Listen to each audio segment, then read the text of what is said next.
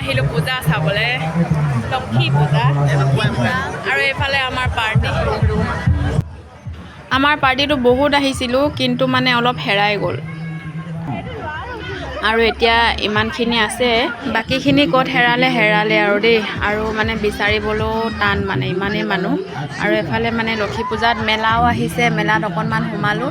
আমি উঠা নাই বাৰু, এনেই আৰু চাইছোঁ আৰু কোনে উঠিছে কোনে নাই উঠা, তাকে চাইছোঁ। আৰু আমাৰ খুৰী এজনী উঠিলে কিন্তু দেই, মানে উঠি পিনি এপাক ঘূৰি কিন্তু নামি দিলে আৰু, মানে নোৱাৰিলে, মাথা বিষাইছে বোলে। আৰু এইজনী খুৰীয়ে উঠিছিলে মানে দেই।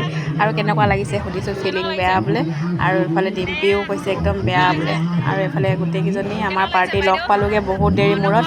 আৰু মানে পটককৈ হেৰাই থাকে, পটককৈ লগ পাই যাওঁ। আৰু এইফালে লক্ষী পূজাৰ মণ্ডপ ইমান ধুনীয়াকৈ বনাইছে, ইমান ডাঙৰকৈ।